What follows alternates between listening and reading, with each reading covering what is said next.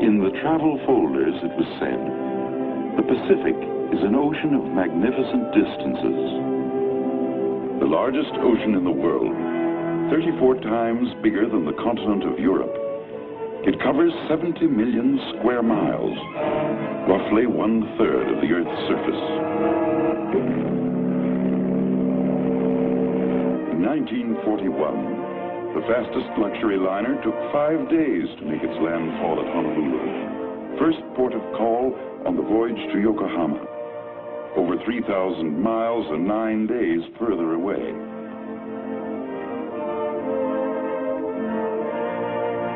Of course, if you were in a great hurry, like Japan's special envoy, Saburo Kurusu, in December 1941, you could make the trip by air in 2 days, 13 hours, and 15 minutes.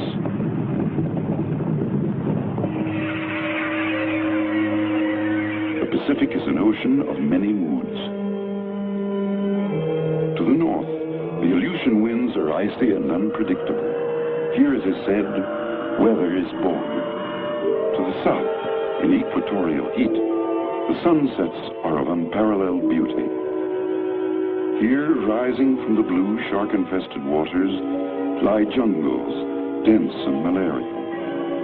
Volcanoes, like Krakatoa, which once exploded with a violence that shook the world.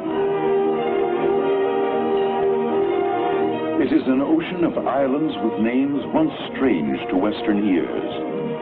Tarawa, Saipan, Iwo Jima. Names now almost as familiar as Gettysburg, Trafalgar, Verdun.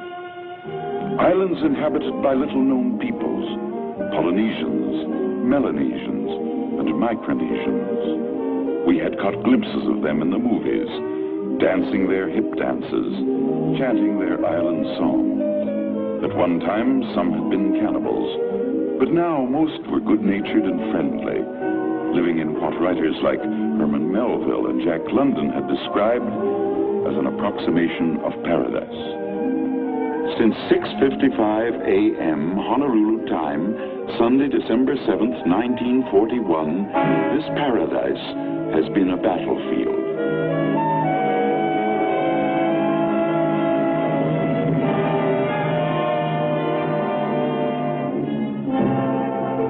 The Pacific Ocean is the biggest, the strangest, the most complex battlefield in history.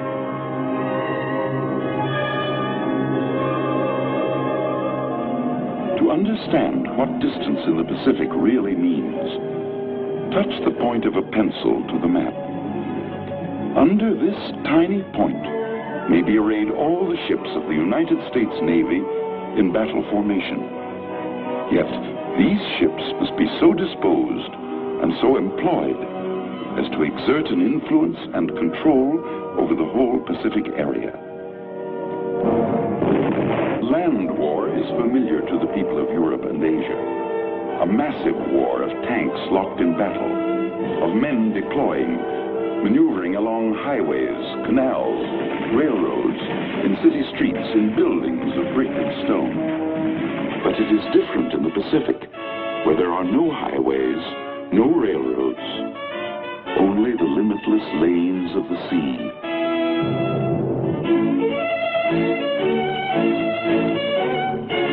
Along these lanes, stretching thousands of miles to bases on fighting fronts in every corner of the Pacific, the war must be carried to the enemy by ship, by what has been and will continue to be the greatest concentration of shipping in history. There is a special kind of ship for every mission. This is the battleship, known to the men of the fleet as the battle wagon, a floating fortress belted with armor plate, 15-inch guns 50 feet long, which can hurl their projectiles into a bullseye 20 miles away. Light and heavy cruisers, scouts and watchdogs, fast and elusive, able to hold their own in the heaviest actions. The destroyer, the tin can, a fragile steel shell crammed with horsepower, moving at express train speed to protect slower vessels with guns, torpedoes, and depth charges.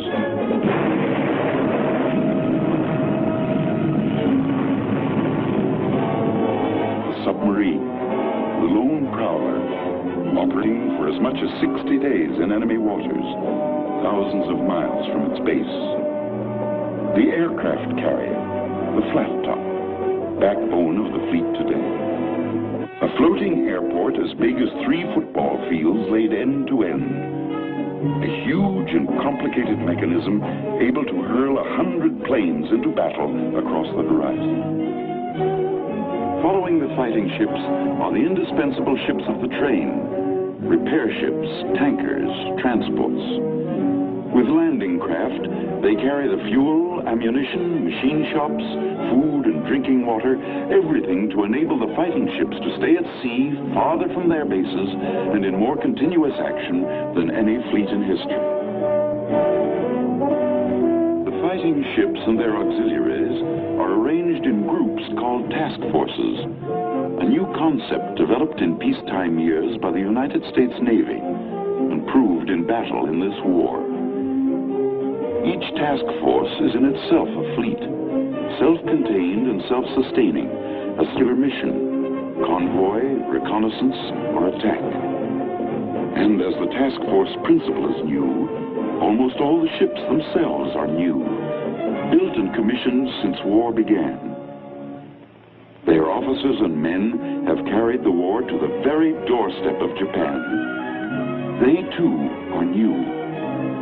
Only a few years ago, most of these young veterans were at home, playing football and baseball, studying at schools, working in factories or on farms, growing up in the dream that war had been outlawed in their time.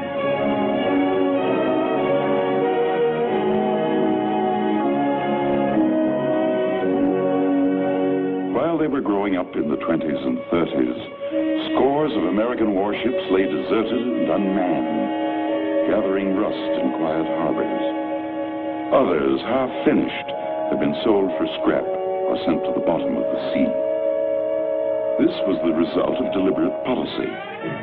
Peace through disarmament was the spirit which moved the Washington Arms Conference of 1922 and the London Conference of 1930. Statesmen of those days, with the best of intentions, had forgotten the words of the anonymous admiral of 1918. The means to wage war must be kept in the hands of those who hate war.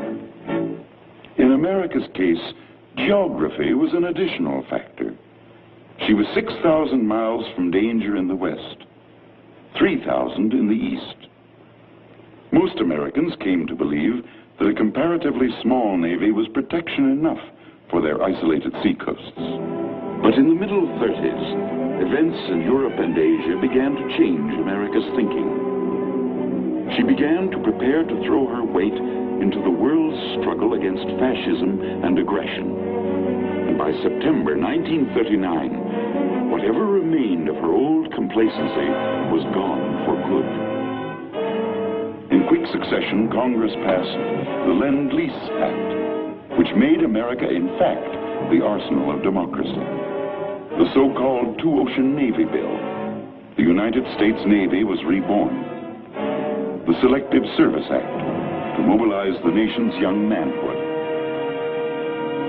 But time was running short. It ran out on what began as just another American Sunday.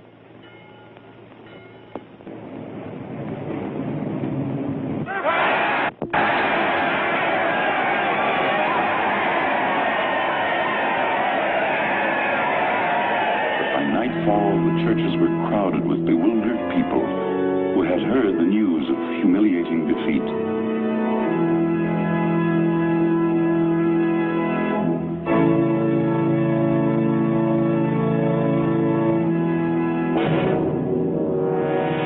This was Pearl Harbor, America's prime naval base in the Hawaiian Islands. 19 proud ships rested on the bottom. 4,572 men were dead, wounded, or missing. In the hands of Japan rested the balance of power in the Pacific. Bought at a known cost of 48 planes shot down, 3 midget submarines, perhaps 150 men. It was, on the surface, the cheapest bargain in history. But by the morning of December 8th, thanks to Japanese treachery and deceit, Americans were aroused to the depths of their souls. They now stood shoulder to shoulder, of one mind, of one purpose, with the peoples of all free nations everywhere. Through crowded streets, America's great war leader, the late President Roosevelt, drove to the Capitol. With confidence in our armed forces, with the unbounding determination of our people, we will gain the inevitable triumph, so help us God.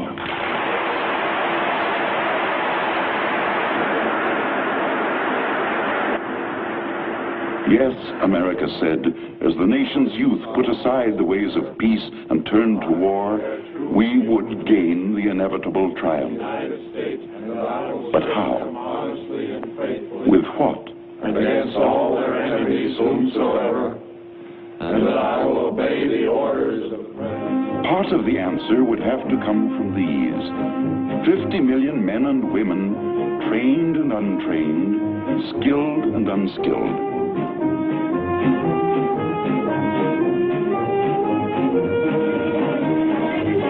Part of the answer lay here. As a result of Lend-Lease, American industry was already partly on a war footing. But ahead lay giant tasks: reconversion, re-engineering, retooling.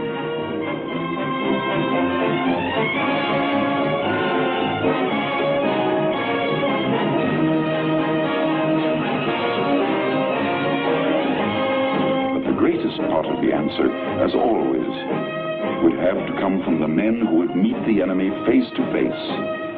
Boys from the forests of the Northwest, the mines and factories of the East, the farms of the Midwest, the cotton fields and cane breaks of the South. Could these millions, trained only in the ways of peace, be taught to handle rifle and grenade, airplane and warship? Could they be welded into a fighting force, able to master the veteran warriors of Germany and Japan?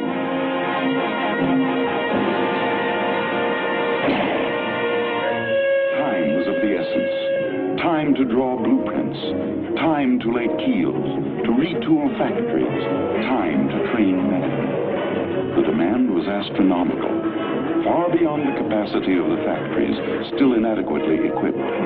The workers still inadequately trained. On every front, in Europe, Africa, in Asia, the United Nations fought with their backs to the wall. And in the Pacific, time was doubly the enemy. Here in December 1941, the Navy had available 80 combat ships. To these, America's British and Dutch allies could add at most another 50. Against them, the Japanese could bring to bear at least 186 combat ships. These could operate from home bases, protected by concentric rings of island bases. Unsinkable carriers, they were called. America, on the other hand, could count on exactly 7 all-too-sinkable carriers. Only 4 of them available for duty in the Pacific. Japan took full advantage of her newfound superiority. She exploded in all directions.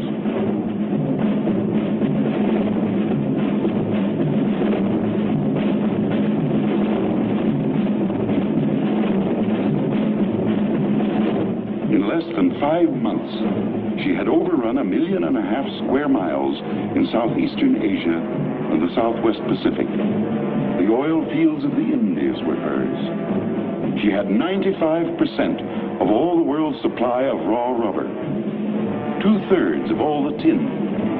She had copper and lead and zinc, 90% of all the quinine in the world. She had completed the conquest of 125 million people, unlimited slave labor. Overnight, Japan had carved out for herself the second largest empire in the world.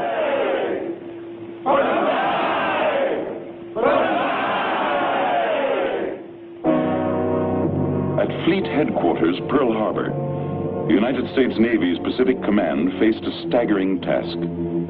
First, the sunken ships had to be raised, refloated, re-equipped, rearmed. It was the greatest salvage job in history. In time, all but 2 of these ships would again stand out to sea, more heavily armored and gunned than ever before, but not for months to come. Meanwhile, every available combat ship was sent out to search for the enemy, to harass him, hinder him, to delay him. Everywhere in the Pacific, it was the same story of gallant, sometimes hopeless campaigns conducted by officers and men who did the best they could with the little they had. Often it was a few overage destroyers setting out to engage a battle fleet.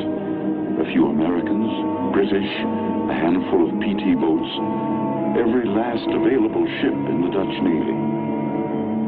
Later, these small forces would be called the Bow and Arrow Navy.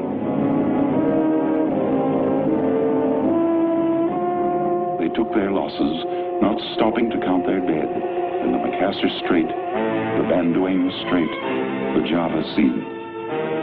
In days to come, when the tiny pieces called battles could be slipped into the overall pattern called war, the job they did in the Pacific would assume its rightful place in history. From the beginning, the men of the undersea arm contributed more than their share. Their forays to the very harbor mouths of Japan helped check the enemy in the full tide of his advance. The Navy's airmen did their part. Small carrier task forces launched daring attacks on Japanese bases, foretastes of the mighty aerial strikes to come. They hit at the Gilberts and the Marshalls, at distant Wake and Marcus, at Salamaua and Lae.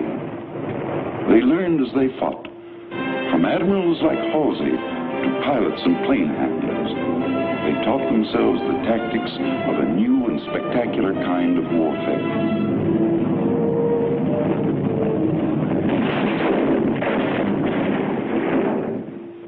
They improvised and invented.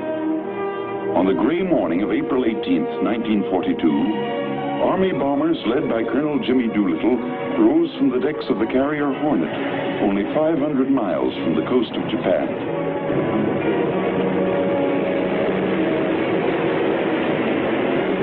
Captain Mitcher and his men gave them a cheer as they disappeared into a scud of clouds to drop their bombs on Tokyo itself.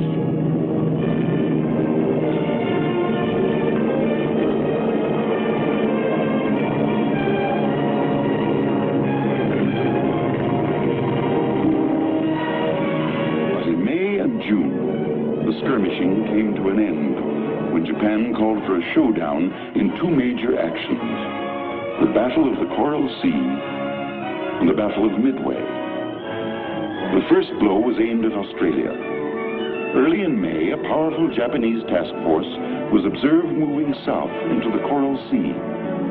An American force moved to intercept. Aircraft exchanged blows. It was the first naval engagement in history in which surface ships did not exchange a single shot. But the men of the still small Pacific Fleet were sure that the Battle of the Coral Sea could be only a preliminary to the main offensive effort of Japan. For the enemy, there were 2 logical targets. One, the still unfinished naval base at Dutch Harbor in the Aleutian Islands, key to Alaska, Western Canada, and the American Northwest.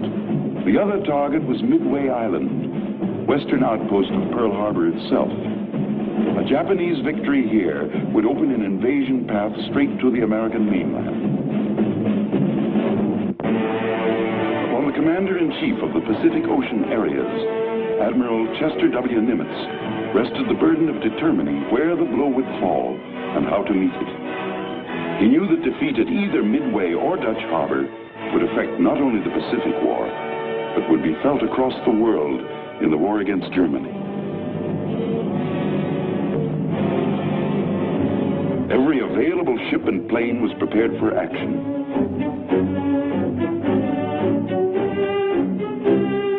carrier Yorktown, damaged in the Coral Sea, had sped to Pearl Harbor to be patched up. Army flying fortresses were dispatched to reinforce Marine aviation groups on outlying islands.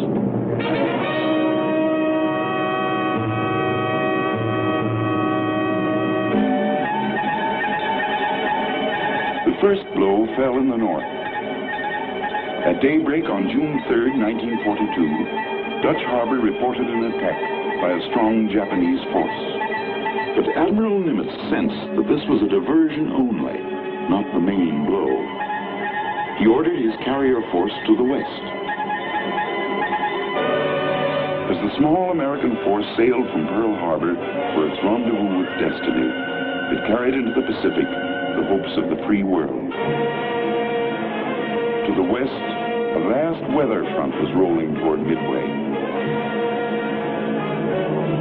On June 3rd, a Navy patrol bomber nosed up to the weather front and made the first contact with the enemy.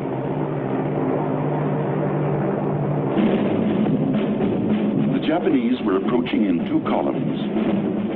One was the expectant occupation force, transports packed with soldiers and Imperial Japanese Marines, protected by a formidable array of fighting ships. The other was the striking arm, the Japanese Navy's four finest aircraft carriers, escorted by battleships, heavy cruisers, and destroyers. The Army fortresses, although somewhat new at this game, found the Southern, or occupation force. They went in and scored hits on a cruiser and a transport. That night, the Navy patrol bombers followed up with an attack on the occupation force. They scored at least 2 damaging hits and sank a cargo vessel. Next day, the enemy had moved within range of Midway. Marine air squadrons found the striking force.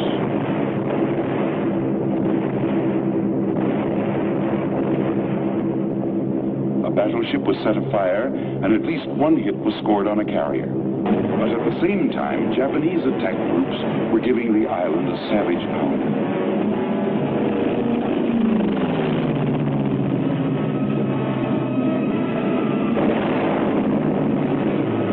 The enemy forces moved in for the kill.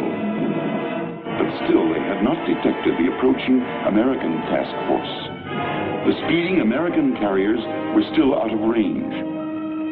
For 24 hours, their radio loudspeakers had been bringing in snatches of the actions being fought west of Midway.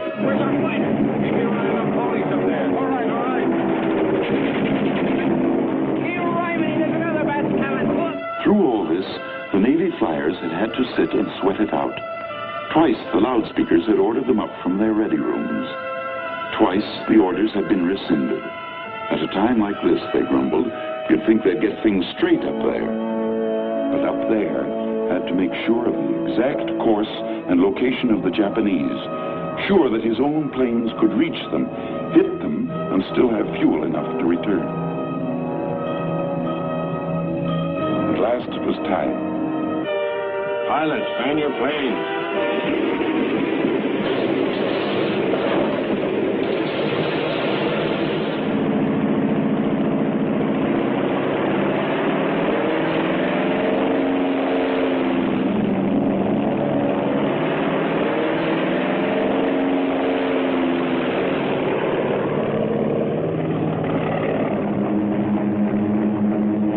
2 hours from their carriers, the American flyers began to suspect that something had gone wrong.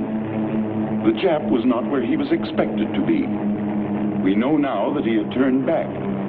Perhaps he had learned at last of the oncoming American carriers. At 11 o'clock, Commander Waldron of the Hornet's Torpedo Squadron 8 found the enemy. He was short of fuel and had outrun his fighter support. Nevertheless, he attacked. Of his squadron, only one man, Ensign Gay, lived to inflate his life raft on the sea.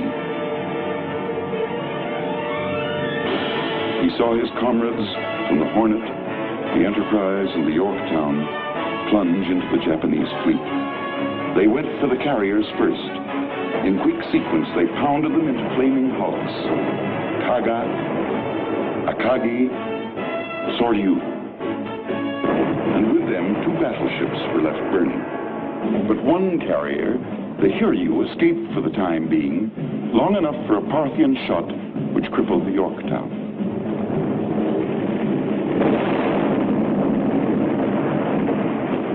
Simultaneously, the attack groups from the 3 American carriers had smashed the Hiryu into blazing wreckage.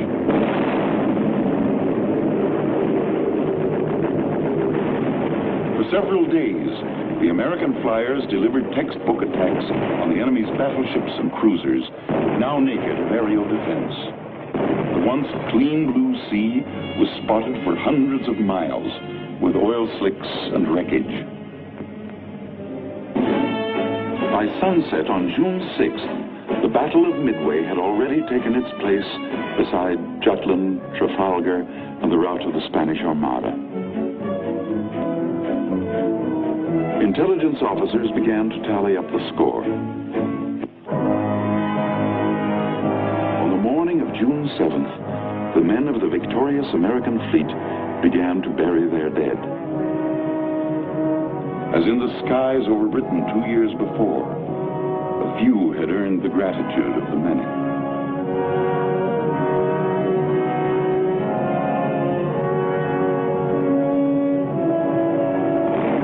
Midway, like Stalingrad in the Battle of Britain, was a turning point in the war. It marked the golden moment when men could tell themselves at last that victory was possible in the Pacific. The initiative now rested securely in the hands of the United States Navy, never again to be relinquished.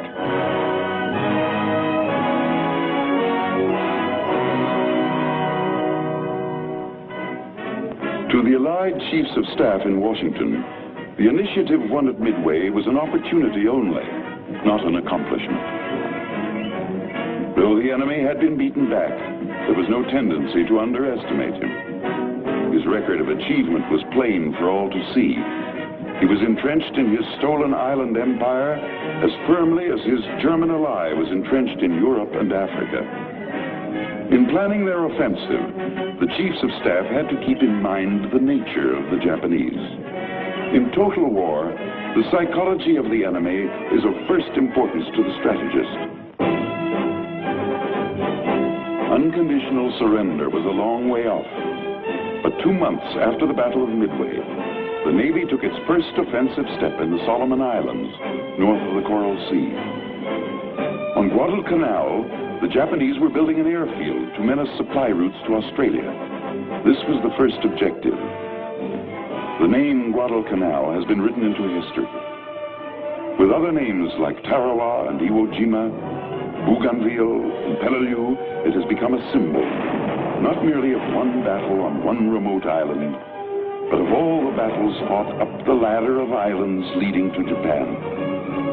On Guadalcanal, the outnumbered, outgunned Marines first found out what it meant to fight the Japanese at close quarters. In the stinking jungle, they lived through a nightmare 6 months long.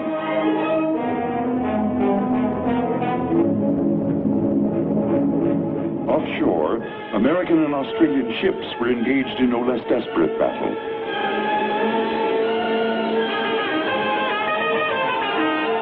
The enemy spared nothing in his effort to save Guadalcanal. From August to December, the sea actions flamed. Night actions in which frequently almost every ship engaged was hit.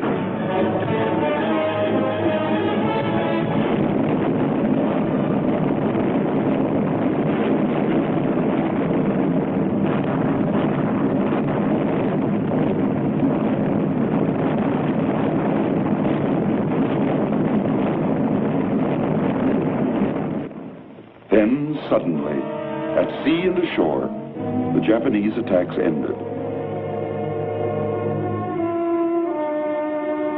The weary Blue Jackets had driven the enemy from waters he already considered his own.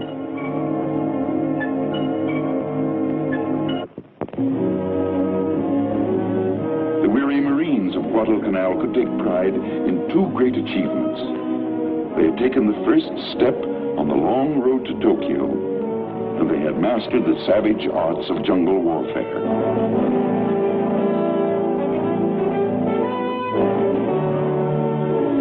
But now some were going home.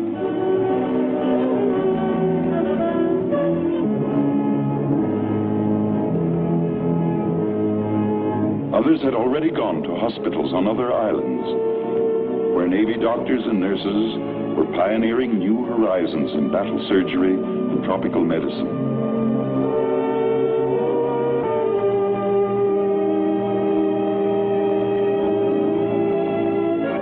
And whole islands were also set aside where tired men could recapture a little of the easygoing life they had nearly forgotten.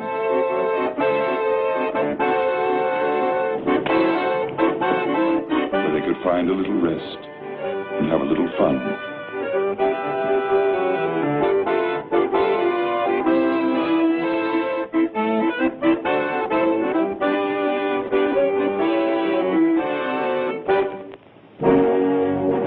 Though some men rested, the offensive strategy of the United Nations could not. In November 1943, America's commander-in-chief flew to Cairo to meet with the war leaders of Great Britain and China. Here in the shadow of the pyramids, they affirmed the Allied program for unrelenting attack in the Pacific. They had the weapons now. There were warships of every type. American industry and labor were meeting the test of global war.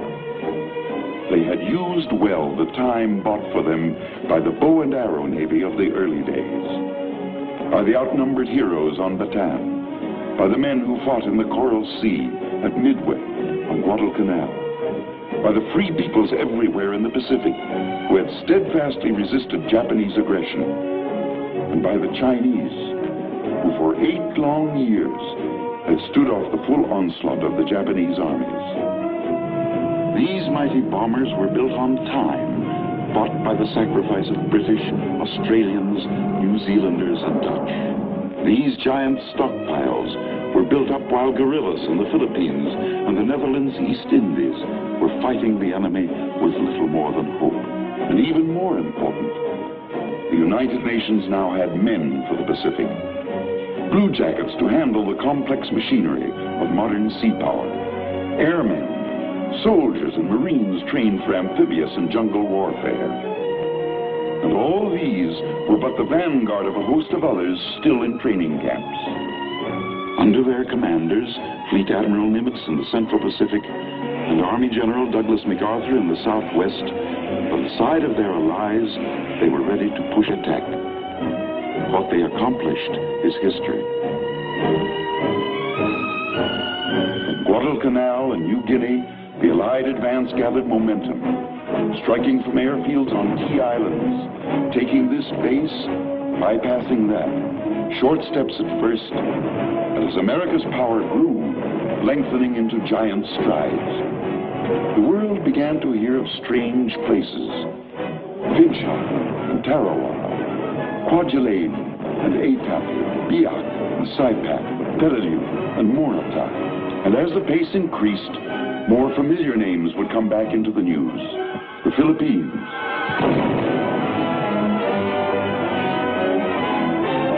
and the islands of Japan itself.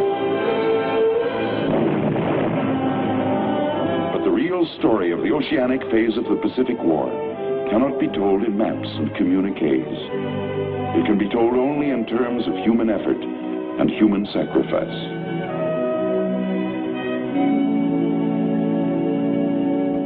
A task force can weigh anchor to sail against the enemy only because thousands of officers and men ashore have worked long months at the tremendous and exacting job of planning. Though an order only 6 words long may initiate an amphibious attack, not a gun will fire, not a plane will be airborne, not a Marine will hit the beach until millions of other words have been written down. In crisp sentences, in codes, on charts and maps, in mathematical equations, in photographs and models, the attack is written as a play is written, long before the actors take the stage. From battle fleets to chocolate bars, from the horsepower of 1,000 planes to the tide tables of a once-forgotten tropical island, no detail can be omitted. Yet all this planning is for one ultimate purpose: to put this man and his rifle ashore on a hostile beach. This is the eve of battle.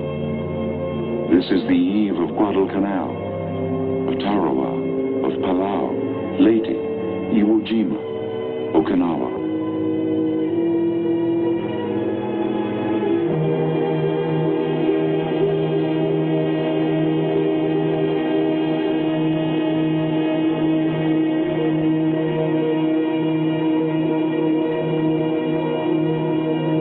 Beyond the horizon lies the enemy. The intricate mass of the attacking task force moves in for the kill. Each ship in its designated place, each man at his designated station, all at the designated time. H hour on D-Day.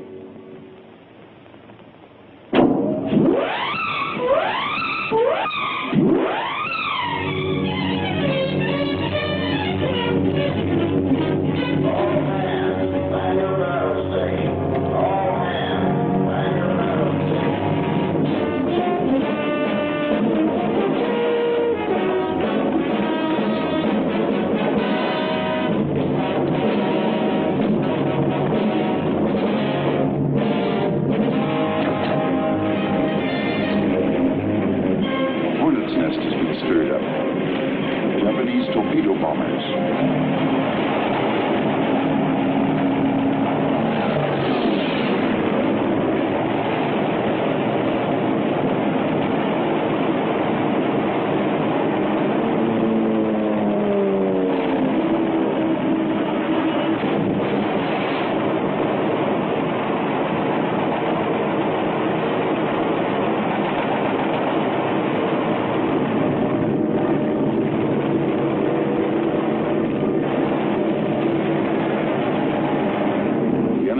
Beaten off.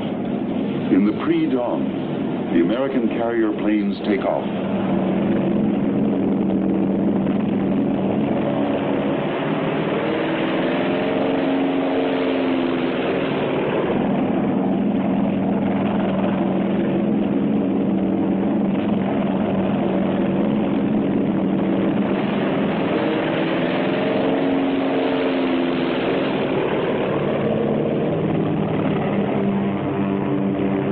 Dawn, they are over their objective.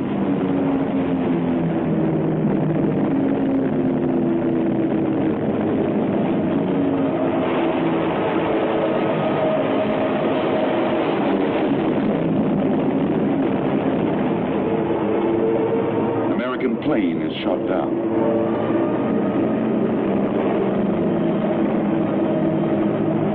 This is a Japanese ammunition ship.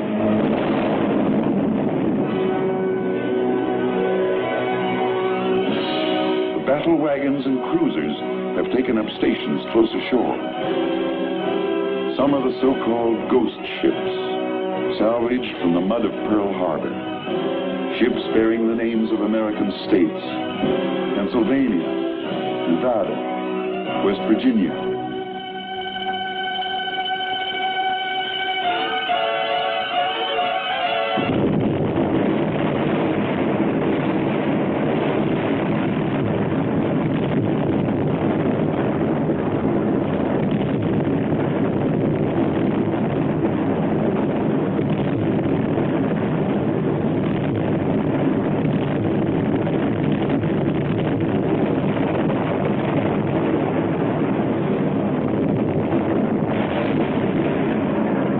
They are paying off their debt. A ship called King George V is paying off the debt of another called Prince of Wales.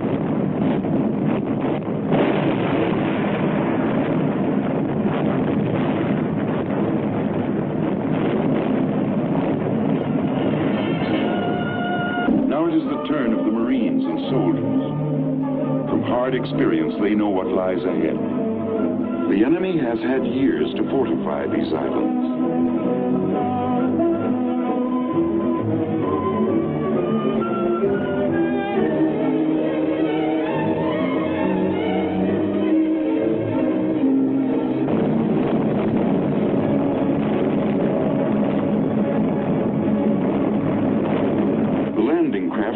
Enemy fire, but Coast Guard and Navy coxswains keep them on course.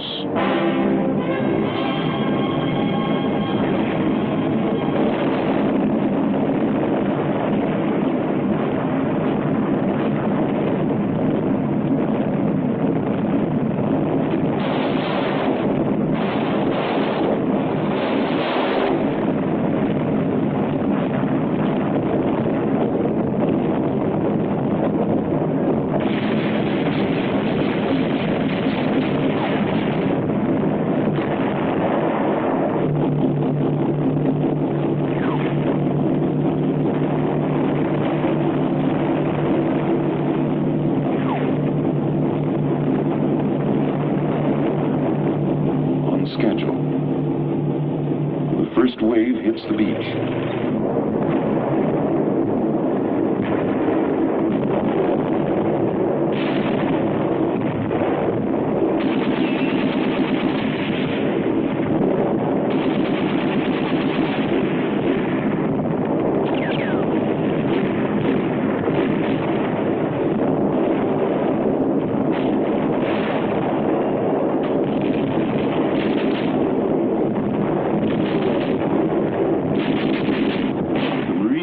Soldiers have won a tiny strip of the beach, a fingernail, no more. They must get over the hump, in from the beach. This is rugged. The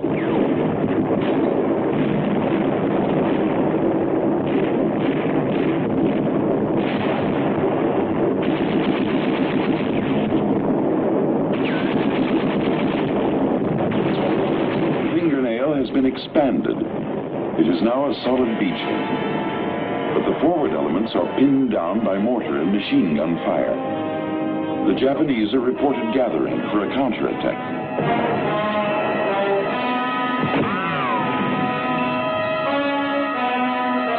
The quickest way to break it up is from the air. The beach calls the carriers 50 miles offshore. But the carriers, too, have their hands full.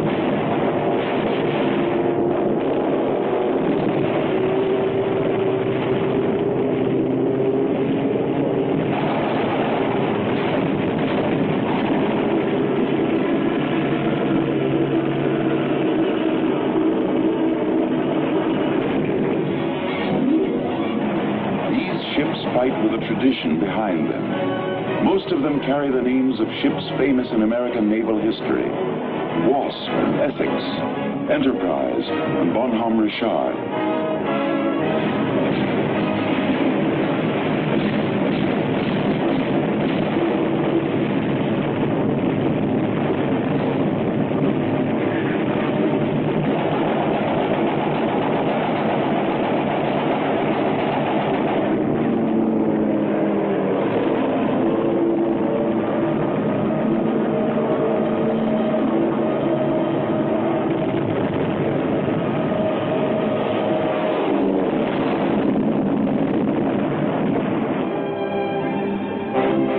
Carriers are temporarily out of action, but the others can fulfill their obligations to the men ashore.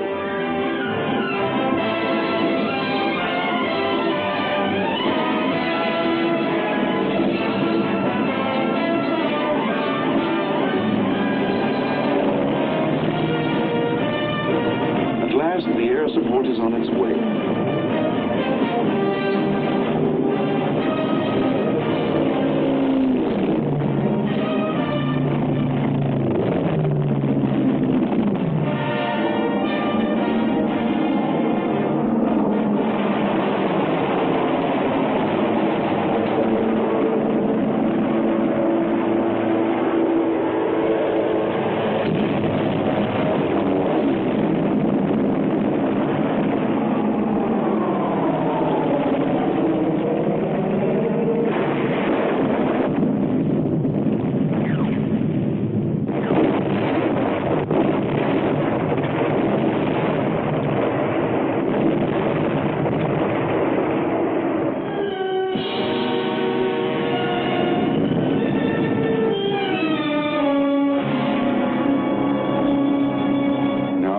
Can again inch forward.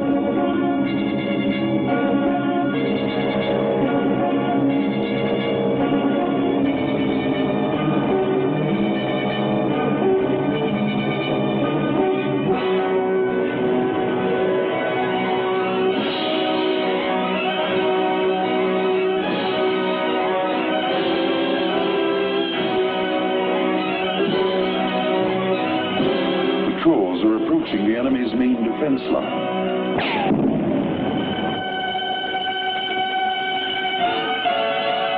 It will have to be pried out with tanks, with artillery, and machine guns, and mortars, with hand grenades, and gasoline bombs.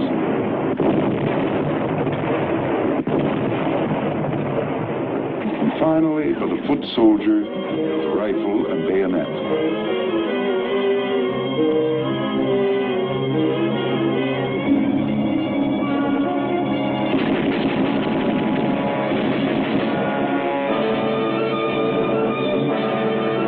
The Japanese dynamite.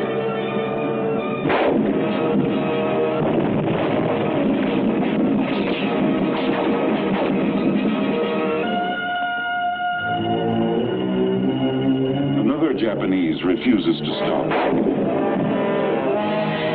As usual, few of the enemy surrender. Their propagandists have made them believe that surrender means torture and death.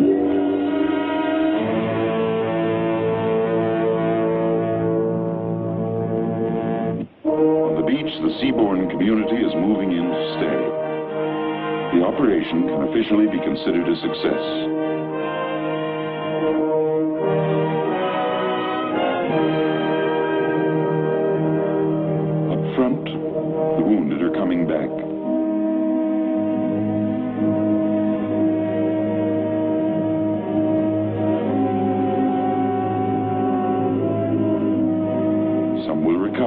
Fight again.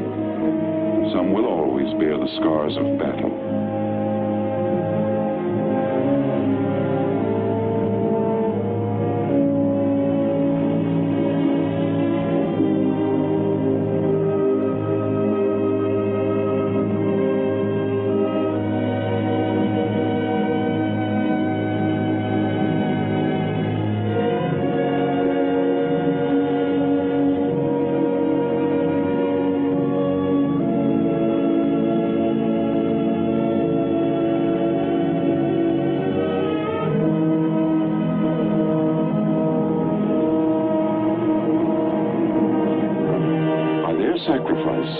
They have won new airfields for Allied air power, new anchorages for Allied sea power, a new base 500 miles closer to Japan from which to launch further attacks against the enemy.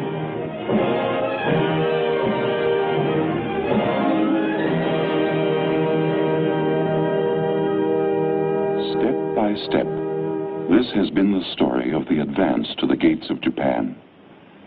Step by step, this has been the price.